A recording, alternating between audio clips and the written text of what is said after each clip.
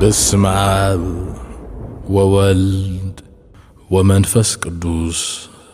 አሃዱ አምላክ አደረ ላዕሌሃ ቃል ሥጋ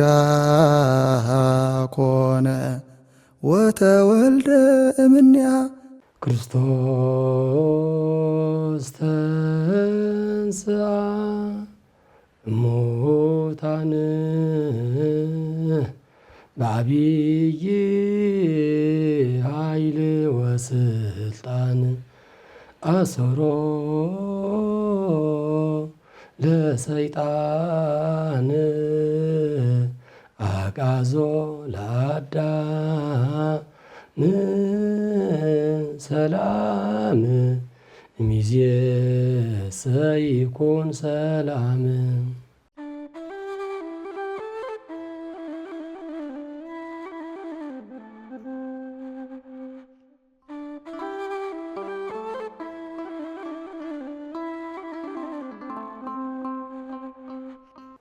በስመ አብ ወወልድ ወመንፈስ ቅዱስ አሃዱ አምላክ ስብሐት ለእግዚአብሔር ለዘአብጽሐነ እስከዛቲ ሰዓት። ንቅዱስ እግዚአብሔር አምላኽና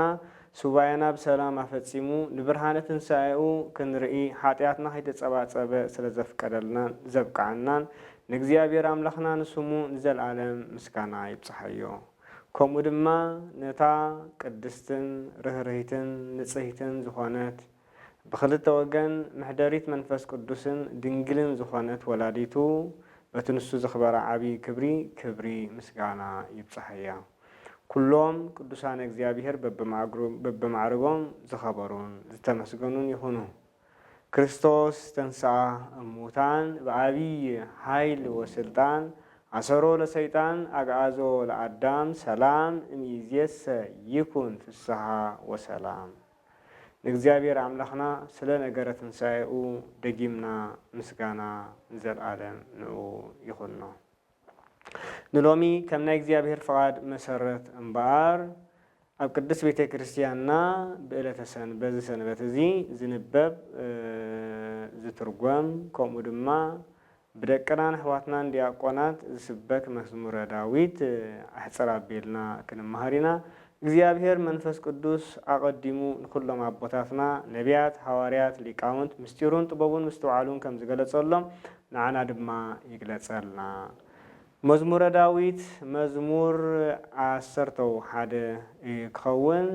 ይእዜ እትነሳ ይቤ እግዚአብሔር ብዝብል አርእስቲ ክንመሃር ኢና። እግዚአብሔር መንፈስ ቅዱስ ንኩላትና ምስጢሩ ጥበቡ ምስተውዓሉ ይግለጸልና። ቅድሚ ነዚ ኣርእስቲ እዚ ምልዓልና ዘመኑ ዘመነ ትንሣኤ ምዃኑ ኩላህና ከም እንፈልጦ ኣቐዲምና ኣቲናዮ ዝቐነና ሱባኤ ናይ ዓብዪ ጾም እግዚአብሔር ብሰላም ክንፍጽሞ ገይሩናዩ ብርሃን ትንሣኤ እውን ክንርኢ ኣብቂዕናዩ። እዞም ክልተ ወቕትታት እዚኦም ቅድስት ቤተ ክርስቲያንና ንዓና ናብቲ ጎይታናን ኣምላኽናን መድሓኒናን ኢየሱስ ክርስቶስ ክንከደሉ ዝግባእ መንገዲ ምእንቲ ክትመርሐና ሱባኤ ናይ ዓብዪ ጾም ሰሪዓ ኣብ መወዳእታ ናይ ሱባኤ እዚ ድማ ሰሙነ ሕማማት ኣብ ዒድናን ኣኽቢርናን ንእግዚአብሔር ኣምላኽና ብክብ ዝበለ ስርዓት ብድምቕ ዝበለ ስርዓት ብኩሉ ድማ ንቅድስት ትንሣኤኡ ኣኽቢርናን ኣብ ዒድናን እግዚአብሔር ተመስገነ ይኹን። ዓብዪ ጾም ኩላትና ከም እንፈልጦ ቅዱሳን አቦታትና ሊቃውንት ምሳሌ ክህብዎ እንከለዉ ንዓብዪ ጾም ከም ቀውዒ ይምስልዎ። ከም ቀውዒ ንዓብዪ ጾም ክምስልዎ እንከለዉ ከምኡ ድማ ንሰሙነ ሕማማት ከም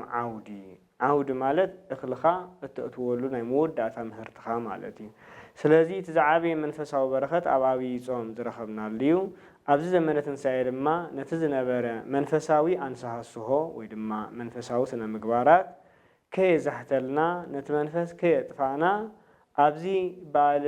ትንሣኤ ዘመነ ትንሣኤ እውን ንእግዚአብሔር ኣምላኽና ብፍጹም ሓጎስን ብፍጹም ምስጋናን ጸሎትን ከነምልኾን ክንዝክሮን ይግባአና። መንፈስና ክዝሕትል ኣይግብኦን። ኣዝዩ ክንጥንቀቐሉ ዝግባአና ዘመን እውን እዩ። ስለዚ ዘመነ ትንሣኤ ቅዱስ ቤተ ክርስቲያንና ቅዱሳን አቦታትና ሊቃውንት ብምንታዮም ዝርእይዎ እንታይ ከማለት እዩ 50 መዓልቲ ምብዓልና ኸ እንታይ ትርጉሙ እንተዳ ኢልና እምበር ጎይታ መድን ዓለም ክርስቶስ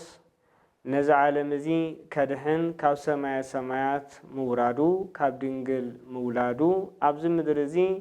ን30 ዓመታት ከም ኩሉ ሰብ ብዘይካ ኃጢአት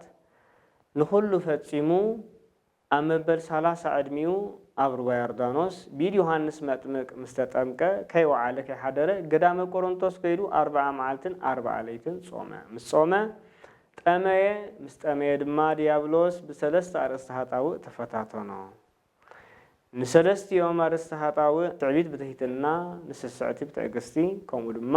ንፍቅሪ ገንዘብ ብገንዘብ ምምናን ወይ ድማ ምጽላእ ብምስዓር ድማ ናብ ገሊላ ተመሊሱ ካብ ገሊላ ናብ ናዝሬት ካብ ናዝሬት ናብ ገሊላ እናተመላለሰ ወንጀለ መንግስት አስተምሃረ። ወንጀለ መንግስት አስተምሂሩ ድማ 3 ዓመትን 3 ወርሕን ምስ ፈጸመ ኣብ ማእከል ምድሪ ኣብ ቀራንዮ ቢድ አይሁድ ዲያብሎስ ኣብ ልቢ አይሁድ ሓዲሩ ንኹሎም ብጽልኢ ብመንቀኝነት ከም ዝለዓል ገይሮም ኣብ ኢየሩሳሌም ኣብ ማእከል ምድሪ ኣብ ቀራንዮ በታን ዕዳጋ መዓልቲ በለተ ዓርቢ ንጎይታናን አምላኽናን መድኃኒናን ኢየሱስ ክርስቶስ ኣብ መስቀል ሰቐልዎ። እዚ ኩሉ ግርፋቱ፣ ስቅያቱ፣ ሕማማቱ፣ ቃንዝኡ፣ ጭንቀታቱ ከምኡውን መጺጽ ሓሞት ሃርማዝ ምስታዩን ምግራፉን እዚኦም ኩሎም ናይ ጎይታናን ናይ አምላኽናን ናይ መድኃኒናን ኢየሱስ ክርስቶስ ስቃያት ኣብ መወዳእታ ብመን እዮም ተዛዚሞም እንተዳኢልና ብዕለት ዓርቢ ካብ ዝተገብሩ ተኣምራት ሪና ናብ ትንሣኤ ክንኣቲና እግዚአብሔር ይግለጸልና። ብዕለት ዓርቢ ጎይታ መድን ዓለም ክርስቶስ ተሰቂሉ እንከሎ ካብ ዝተገብሩ ዓበይቲ ተኣምራት 7 እዮም። እዞም 7 3 ናይ ሰማይ ተኣምራት ክኾኑ እንከሎ እቶም 4 ድማ ናይ ምድሪ ተኣምራት እዮም። እቶም 3 ናይ ሰማይ ተኣምራት ናይ ፀሓይ ምጽልማት ወይ ድማ ብርሃና ምኽላእ፣ ናይ ወርሒ ደም ምልባሳ ከምኡ ድማ ናይ ከዋክብት ምርጋፍ እዩ። እዚኦም 3 ናይ ሰማይ ተኣምራት ክኾኑ እንከሉ ኣብ ምድሪ ካብ ዝተኸየዱ ተኣምራት ድማ ወንጌል ማቴዎስ ምዕራፍ 27 ኣስፊርዎም ከም ዘሎ እምበኣር ወአንቀልቀለት ምድሪ ወነቃ ኮክህ ወተንስኡ አብድንቲሆሙ ለጻድቃን ይብሎ። እዚኦም 3 ዝቅድሞም ተዳሃልዩ ወተሰጠ መንጦላይተ ቤተ መቅደስ ወኮነ ለክልኤ ክፍል መጀመሪያ መገረጃ ቤት መቅደስ ናብ 2 ተተርተረ። እዚ ዘርኤና ነገር ተዳሃልዩ ወሶበኢ ከልአቶሙ ምህረቱ ለአብ ትዕግስቱ ለወልድ ወሂሩቱ ለመንፈስ ቅዱስ ንቅዱሳን መላእክቲ ንጎይታን መድን ዓለም ክርስቶስ ሰማይን ምድርን ዝፈጠረ ብኢድ ፍጡራቱ ክዋረድ ክናዓቅ ጡፍ ክበሃለሉ ክግረፍ ክስቀል ክርኢን ከለው ኣዝዩ ገሮሞም ተደነቁ። እንተኾነ ነቶም ፍጡራት ከጥፍእዎም ሓሰቡ ምሕረት እግዚአብሔር አብን ከምኡ ድማ ትዕግስቲ እግዚአብሔር ወልድን ይቕሬታ እግዚአብሔር መንፈስ ቅዱስን ከልኪልዎም ነቲ ክገብርዎ ዝሓሰቡ ኣይገበርዎን። በዚ ግዜ እዚ ምሕረት እግዚአብሔር ክንድምንታይ ዓብ ምዃኑ ተገልጸ ተራእየ። መገረጃ ቤት መቅደስ ድማ ኣብ 2 ተተርተረ ተኸፍተ። እቲ ካልኣይ እምበኣር ወነቃ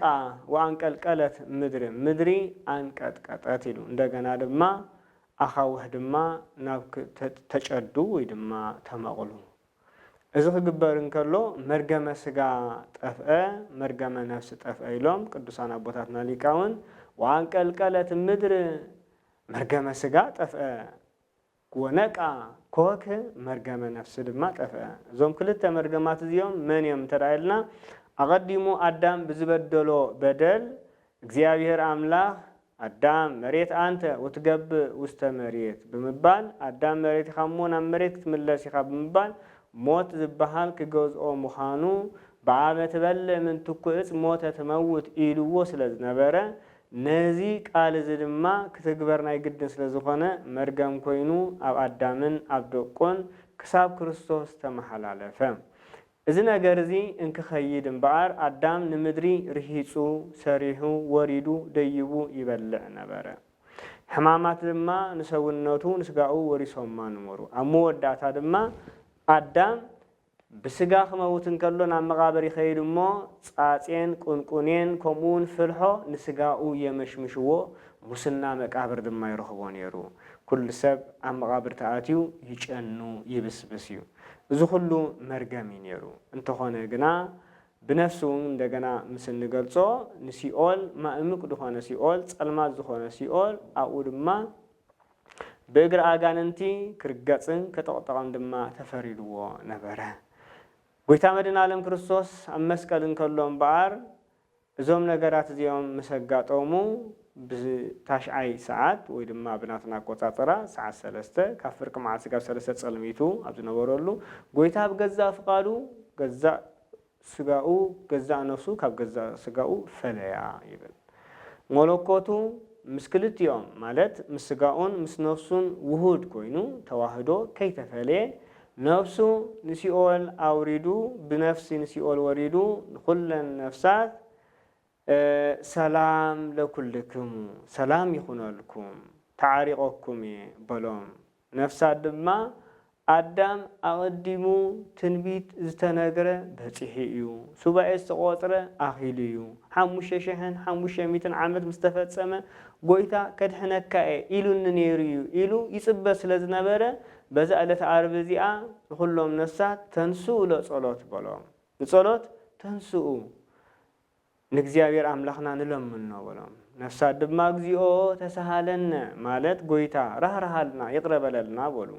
በዛ ሰዓት እዚኣ ከም በርቂ ክርስቶስ ብርሃን መለኮቱ ሙሉእ ሲኦል መልአ በርሃ የማነ ኢዴ መጠውክዎሙ ወኮነቶሙ ጥምቀተ ውልድነት ኮይኑዎም ድማ ስብሃት ለእግዚአብሔር ዘአውረሰነ መንግስቶ ሰማያዊተ እናበሉ ንእግዚአብሔር አምላክ ሰማያዊት መንግስቱን ዘውረሰና ምስጋና ይግብኦ እናበሉ ናብ ገነት አዳምን ደቁን ሰገሩ በዚ ድማ ቅድስት ቤተ ክርስቲያን ናብ ጊዜ ቅዳሴ ነዚ ናይ አዳም ጸሎት ተንስኡ ለጸሎት ኢላ ንዲያቆን ትህቦ ናይ ነፍሳት ተሰጥዎ ድማ እግዚኦ ተሳሃለነ ጎይታ ራህራሃልና ይቅረበለልና ብምባል ትዝክሮ ናይ ጎይታ መድኃኔ ዓለም ክርስቶስ ናይ ትንሳኤኡ ነገር ምእንቲ ክትነግር ድማ ሰላም ከም ዝገበረልና ምእንቲ ክሕብረና ድማ እቲ ካህን ሰላም ለኩልክሙ ይብለና ናይ ጎይታ ምሳሌ ኮይኑ ሰላም ኮይኑልኩም እዩ ተዓሪቆኩም ካብ ሕጂ ንድሓር ሰላም ኣለኩም መርገም ስጋን መርገም ነፍስን ጠፊኢልኩም እዩ ብምባል ንሲኦል ከም ዘብሰራ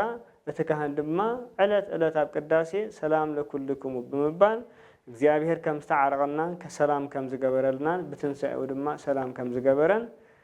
ምድርን ኣብ ሰማይን ዕርቅ ከም ዝፈጸመ ጎይታ መድኃኔ ዓለም ክርስቶስ ዝጸጋ ከም ዝሃበና ብካህን ገይሩ ቅድስት ቤተ ክርስቲያንና ሰላም ለኩልክሙ ትብለና ንሕና ድማ ምስለ መንፈስከ ማለት ጎይታ ከም ቃልካ ይኹነልና ይፈጸመልና እዚ ምረቃዚ እዚ በረኸ ዝጸጋዚ ብኃይልና ብጥበብና ብጉልበትና ኣይኮነን መጽዩ ብጽድቅና እውን ኣይኮነን መጽዩ ብንስሐና እውን ኣይኮነን መጽዩ ወእንዘ ኃጥኣን ንሕነ ክርስቶስ ሞተ በእንቲአነ ኢሉ ሐዋርያ ቅዱስ ጳውሎስ ገና በደለኛታትን ኃጢአተኛታትን እንከለና ክርስቶስ ምእንታና ሞተ ስለዚህ ጎይታ ዝተሰቅለሉ ምኽንያት ሰብ ዝኾነሉ ምኽንያት ካብ ሰማይ ዝወረደሉ ምኽንያት ሰብ ስለስተነስሐ ዝጸረየ ዓለም ንእግዚአብሔር ንልብ እግዚአብሔር ባህ ከተብል ስለስተረኽበት ዘይኮነ እንታይ ዳ እግዚአብሔር መጠነዝ አፍቆሮ እግዚአብሔር ለዓለም እስከ ወልዶ ዋህደ መጠወ ወወሃበ ቤዛው ኩሉ እግዚአብሔር ወንጌል ዮሐንስ ምዕራፍ 3 ክሳዕ ክንድዚ ሓደ በጃ ክኸውን ሓደ ቀዳማይን ዳሕራይን በኹርን ሕሳስ ልደን ዘይብሉ ሓደ ወዱ ንሕማም ንሞት ኣሕሊፉ ክሳዕ መሃብ ክሳዕ ክንድዝን ዓለም ኣፍቀራ ተባሂሉ ተጻሒፉልና ኣሎ ፍቅር እግዚአብሔር መጠን የብሉን ገደብ አልቦ ዝኾነ ፍቅር እግዚአብሔር ኣብ ደቂ ሰባት በዕለት ዓርቢ ተጋህደ ተገልጸ በዚ ግዜ እዚ ነፍሳት ናብ ገነት ገዓዙ ሲኦል ድማ ተሳዕረት ነዚ ክነግር ድማ አይቴ ሃሎ ቀኖትከ ሞት ወአይቴ ሃሎ መዊኦትከ ሲኦል ሞት ሓይልኻ ዝናኻ ኣበየሎ ንብዙሓት ነፍሳት ገዚእካ ተንበርክኽ ዘይነበርካን ኣብ እግሪ ኣጋንንቲ ተቐጥቅጥን ዘይነበርካን መዊኦትከ ሲኦል ዲያብሎስከ ኣበይ ኣሎ ሓይልኻ ብምባል ኣቐዲሙ ንኩሎን ነፍሳት ዝገዝአን ዝነበረ ንጎይታ ንመድን ዓለም ክርስቶስ ድማ ሰብ መሲልዎ ሰይጣን ኣብ ልቢ ኣይሁድ ሓዲሩ ንስጋኡ ኣብ መቃብር ኣብ ልቢ ኣይሁድ ሓዲረ ኣቅቲለ ንስጋኡ ኣብ መቃብር ክቆርና እንደገና ድማ ንነፍሱ ኣብ ሲኦል ከዓጽዋ ንዘለዓለም ምስ ነፍሳት ድማ ከዓጽዋ ኢሉ ክሓስብ እንከሎ እምበኣር ጎይታ ስጋ ለቢሱ ኣምላኽ ክነሱ ሰማይን ምድርን ዝፈጠረ ክነሱ ስጋ ለቢሱ ኣብዚ ምድሪ እዚ ተመላሊሱ ንዲያብሎስ ብድኹም ስጋ ተገበሮ ሰዓሮ ባይሊ መለኮት ዘይኮነ ብድኹም ስጋ ብትሕትና ብትዕግስቲ ብፍቅሪ ገንዘብ ምጽላእ በዚኦም ከም ዝሰዓሮ ንሕና ድማ ክንስዕሮ ከም ንኽእል ኣርኣየና ሰብ ስለ ዝመስሎ ድማ ንነፍሱ ድማ ንሲኦል ኣውረዳ ሲኦል ንጎይታና ንመድን ዓለም ክርስቶስ ክትቅበልን ከላ ከም ኩሎም ማለት ዲያብሎስ ከም ኩሎም ነፍሳት ክቆርና ኢሉ ዲያብሎስ ሓሲቡ ነይሩ እንተኾነ ግና ጎይታ ብርሃን መለኮቱ ንሲኦል ምስ መልኣ ሲኦል ተሰዓረት ጸርሃ ሲኦል ወትቤ ሲኦል ማለት ዲያብሎስ ከም ዝበለ መኑ ውእቱ ዝንቱ ስጋ ለቢሶ ዘሞአኒ ስጋ ዝለበሰ ቅድሚ ሕጂ ዝሰዓረኒ የለን አብርሃም ይስሐቅ ያዕቆብ ኩሎም ነቢያት ኩሎም መይቶም ስጋኦም ኣብ መቃብር ኣመሽምሸያ ነፍሶም ድማ ናብ ሲኦል ወሪዳያ ስለዚ መን እዩ ዝሰዓረኒ ክሳዕ ምባል ዝበፅሐ ዲያብሎስ እምበኣር ስዕረቱ ኣብዚ ኣብቅዐ በዚ ድማ ፍጹም ስርየት ተዋህበ እግዚአብሔር ዝተመስገነ ይኹን ናብ ብርሃነ ትንሣኤኡ ኣተኣሳሲርና ምስሊ ንኸይድ እምበኣር ጎይታ መድን ዓለም ክርስቶስ ብዕለት ዓርቢ ዕርቂ ካብ ፈጸመልና ስጋና ኣብ መቃብር ትምሽምሽ ኣላ ወይ ድማ ነፍስና ንገነት ኣትያ ኣላ እዚ ዕርቂ እዚ ፍጹም ክኸውን ተደኣ ኮይኑ ድማ ክርስቶስ 3 መዓልትን 3 ለይትን ኣብ ከርሲ መቃብር ጸንሐ ኣብ ከርሲ መቃብር ምስ ጸንሐ እምበኣር ወንጌል ዝተነበበ ከም ዝረኣናዮ ወንጌል ዮሐንስ እዩ ናይ ቅድስት ማርያም መግደላዊት ብዕለተ ሰንበት ወይ ድማ ብዕለተ እሁድ በተቀዳሚት መዓልቲ ናይ ሰሙን ናብቲ መቃብር ከም ዝገስገሰት ይዘርየና ማለት እዩ ኣብኡ ድማ ስጋ ጎይታናን ኣምላኽናን መድሓኒናን ኢየሱስ ክርስቶስ ከም ዘይረኸበት ጎይታ መግነዝ ፍትሑለይ ከምኡውን እብኒ መቃብር ኣልዕሉለይ ከይበለ ብብዙሓት ሰባት ተደፊኡ ዝዕጾ እምኒ አንከራሪው ተገልቢጡ ጸንሐ እዚ ተኣምር እዚ ቆልፊ ማህተም ናይቲ መስፍን ናይ ሮማ ማለት ናይ ጲላጦስ ድማ ተገይርዎ ዝነበረ ድማ ማንም ክቦትኮ ዘይኽእል ቆልፊ ማህተም ናይ መስፍን ሮማ ናይ ጲላጦስ ድማ በዚ ግዜ እዚ ድማ ተበታተኸ ኣዝዩ ዘፍርህ እዩ ናይ ንጉስ ማህተም ንጉስ ሰማይን ምድርን ዝኾነ ክርስቶስ ግና ንኹሉ ሰባቢሩ በታቲኹ እትረፍ ናይ ምድሪ መቃብር ናይ ሲኦል መቃብር ነፍሳት ዝነበረት እኳ ደኣ ንኩሎም ነፍሳት ነፃ ለቐቖም በዚ ኣየብቅዐን ጎይታ መድን ዓለም ክርስቶስ ስጋኡ ኣብ መቃብር 3 መዓልትን 3 ለይትን ክትገብር እንከላ ከምቲ ንኣዳም ኣቐዲሙ ስጋኻ ንመሬት ኢኻ እሞ ኣዳም ናብ መሬት ክትምለስ ኢኻ ዝበሎ ስጋኡ ፍልሖን ጻጼን ቁንቁኔን ዝበልዕዎን ዘመሽምሽዎን ዝጨኑን ዝነበረ ናይ ጎይታ ስጋ ግና ኣይጨነወን ኣይተበልዐን ብፍልሖን ብጻጼን ብቁንቁኔን ድማ ኣይማሰነን ሙስና መቃብር ኣይረኸቦን እግዚአብሔር ዝተመስገነ ይኹን ስለምንታይ እንተደኣ ኢልና እምበኣር ንኹላትና ትንሳኤ ዘጉባኤ ንእንትንስኣሉ ወይ ድማ ድሄርና ምስ ጎይታ ኩሎም ጻድቃን ኣብ ገነት ዘለው ኣብዚ ምድሪ ዘለው ኩሉ ዓለም ምሰብቅዐ ብዳግም ምጽኣት ጎይታ ስጋ ለቢስና ናይ እንኸዶ ምሳሌ መን ቦኽሪ ኮይኑ ተንስአ ክርስቶስ ቦኽሪ ትንሣኤ ሙታን ኮይኑ ተንስአ ስጋኡ ኣዋሂዱ ብርሃነ መለኮቱ ተዋሂዱ ድማ ተንስአ ብዓብይ ኃይልን ስልጣንን ንመን ድማ ኣሰሮ ሰይጣን ኣሰሮ ንኣዳም ድማ ነፃ ለቐቆ መርገም ስጋን መርገም ነፍስን ድማ ኣጥፍኣልና ስለዚ ጎይታ መድን ዓለም ክርስቶስ ቦኽሪ ትንሣኤ ሙታን ኮይኑ ተንስአ ካብ ሕጂ ንኔው ሰላም እምበር ጭንቂ ቃንዛ ስቃይ ተስፋ ምቑራጽ ዝበሃል የብልናን ሰብ ተስፋ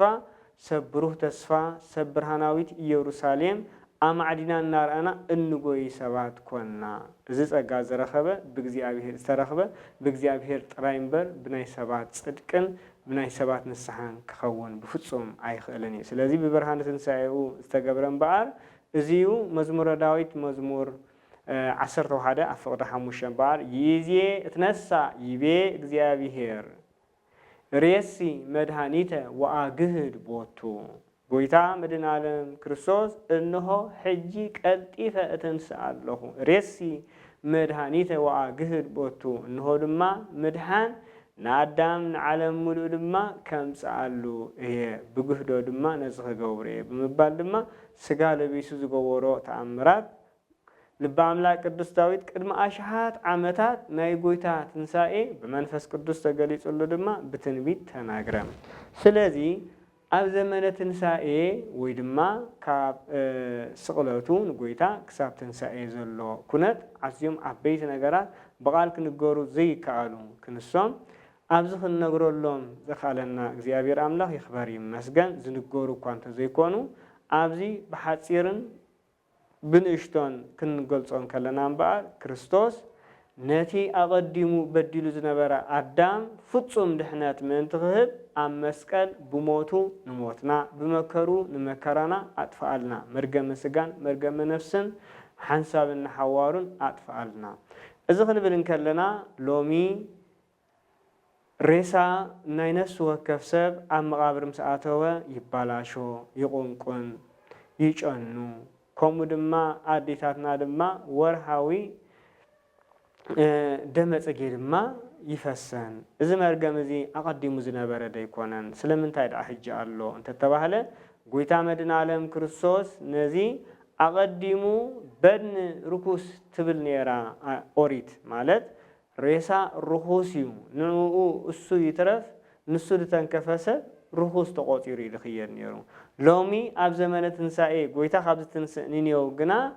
በድኒ ርኩስ ዝበሃል የለን ሬሳ ርኩስ ዝበሃል የለን ዝተንከፎ ኣይረክስን እኳ ደኣን ሬሳ ሓፋ ቢልና ምስ ሞተ ኣብ ቤት መቕደስ እቲና ፍትሓት ንገብረሉ ኪዳን ንደግመሉ ቅዳሴ ይቅደሰሉ ሰዓታት ድማ ይሕደረሉ እግዚአብሔር ተመስገነ ይሁን ምክንያቱ ሰማያዊት ኢየሩሳሌም ገነት መንግስተ ሰማይ ዝወርስ ክርስቲያን ስለዝኾነ ንክርስቲያን ዘይኮነ ቤት መቅደስ አይነትወኒና አይንጽልየሉን አይንፈትሖን ክርስቲያን ዘበለግና ሁሉ ናብ ቤት መቅደስ ያአቱ ምክንያቱ ሞት ተሳዒሩ ስለዝኾነ አቀዲሙ ዝነበረ ሞት ንሲኦል ዝወስድ ነይሩ ናይ ሐዲስ ኪዳን ሞት ናይ ክርስቲያን ግና ንገነት መንግስተ ሰማያት ዝወስድ መንገድ ስለዝኾነ ናብ ቤት መቅደስ ናአቱ ኣብ ቤት መቅደስ ድማ ኣብቲ ጎይታናን አምላኽናን መድኃኒና ኢየሱስ ክርስቶስ ዝሰርዖ ስጉኡን ደሙን ቅዳሴ ተሳቲፉ ድማ ናበይ ይኸይድ ናብ መቃብር ይኸይድ ኣብ መቃብር ምንም እኳ ብፍልሖን ብጻጼን ብቁንቁኔን እንተ መሽመሸ ብዳግም ምጽአት ብዳግም ትንሣኤ ጉባኤ ገና ሐድሽ ስጋ ማለት እቲ ዝነበረ ስጋ ተዋሂዱ ሐድሽ ሰብ ሐድሽ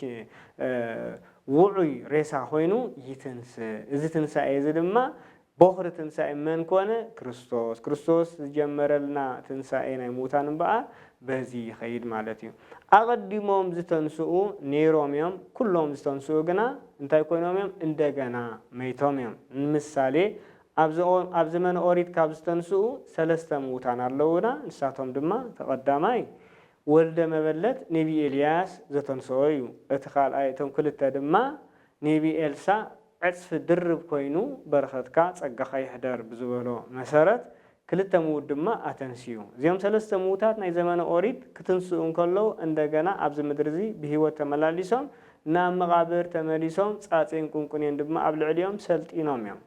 ناي زمان حديث انتبلنا غويتا خبزتنسوم دما ولد مبلت ولت ايايروس كوم دما ناي 4 معالت ريسا الازاري زيوم ثلاثه يوم انتهونو غويتا مستنسوم ابز مدرزي تملاليسون كلهم ناي عرفت غزين يروم نام مقابر وريدوم صاصين قنقنين ونابرسيوم سلطينوم يوم زيوم 6 يوم ሻውዓይ ብዕለተ ዓርብ ካብ እግሪ መስቀል ዝተንሱ እዮም። እዚ ቀዳማይ ቆሮንቶስ ምዕራፍ 15 ፍቅዲ 6 ወመብዝህቶ ምሳሕ ኣለው እስከ ይእዜ ኢሉ ሃዋርያ ቅዱስ ጳውሎስ ጠቂስዎም ዘሎ ካብ 500 ክሳብ 600 ዝበፅሑ ምዉታን እዮም። እዚኦም ጻድቃን እዮም። ወተንሱ ኣብ ድንቲሆሙ ለጻድቃን ዝብልናዮም ወንጌል ማቴዎስ ምዕራፍ 27 ካብቶም 7 ተኣምራት ድማ መቃብራት ተኸፍቱ ነፍሳት ጻድቃን ድማ ተንሱ ድሕሪ ትንሳኤ ድማ ንጎይታ ንኩሎም ተራእዮም ተገልጸሎም ካብዚኦም ዝበዝሑ ድማ ዝሞትለው ሃዋርያ ቅዱስ ጳውሎስ ክሳብ ሕጂ ካብ ስብከቱ ድማ ዘለውለው ምስክር ኮይኖም ብምባል ድማ ንናይ ትንሳኤ ጎይታ ድማ ምስክር ዝኾኑ ድማ ከም ዘለው ድማ ቅዱስ ጳውሎስ ድማ ጠቂስልና እዩ። እዚኦም ሰለስተ ናይ ኦሪት ኢልና ሰለስተ ናይ ሐዲስ ኪዳን ሻውዓይ 6 ድምር ሻውዓይ ድማ 500 ክሳብ 6 ዝኣኽሉ ምዉታት ድማ ብዕለተ ዓርብ ካብ እግሪ መስቀል ዝተንሱ እዮም ማለት እዮም። እዚኦም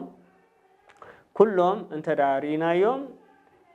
ኣብዚ ምድሪ ዝተመላሊሶም እንደገና ድማ ናብ መቃብር ዝተመልሲዮም ኩሎም ኣተንሳእ ነይርዎም። እቶም ኣብ ኦሪት ዝነበሩ ነቢ ኤልያስ ዝተንስኦ ከምኡ ነቢ ኤልሳዕ ብዓጽሙ ይኹን ብሬስኡ እንደገና ድማ ብሂወቱ ከሎ ካብ ዘተንስኦም እንደገና ክርስቶስ ካብ ዘተንስኦም ድማ ወልደ መበለትን ወለተ ኢያኢሮስን አልዓዛርን ድማ ሰለስቲኦም 6 ተመላሊሶም እንደገና መቃብር ተመሊሶም አተንሳ ኢደሊ ነሮም ዘተንስኦም ኢደሊ ነሮም እንደገና ድማ ናበይ ተመሊሶም ናብ መቃብር ተመሊሶም ከምኡን እቶም 500 ክሳብ 600 ዝኣኽሉ ምዉታን ናይ ጻድቃን ነፍሳት ዝተንስኡ ድማ ነናብ ስድራ ቤቶም ከይዶም ናይ ትንሳኤ ጎይታ ናይ ጎይታ ትንሳኤ ክምስክሩን ከሎ እንደገና ተመሊሶም መይቶም እዮም። እዚኦም ድማ ጎይታ ብሓይሉ ዘተንስኦም እዮም ማለት እዩ። ናይ ጎይታ ትንሳኤ ግና ፍልይ ዘብሎ ሓደ ኣተንሳኢ ደልኒ ብገዛእ ሓይሉን ስልጣኑን እዩ። ክርስቶስ ተንሳኣ ሙታን ብዓብዪ ኃይል ወስልጣን ብዓብዪ ኃይልን ስልጣን አተንሳእ ዘይደሊ እንደገና ድማ ብጻጼን ቁንቁኔን ዘይማስን ስጋ እንደገና ድማ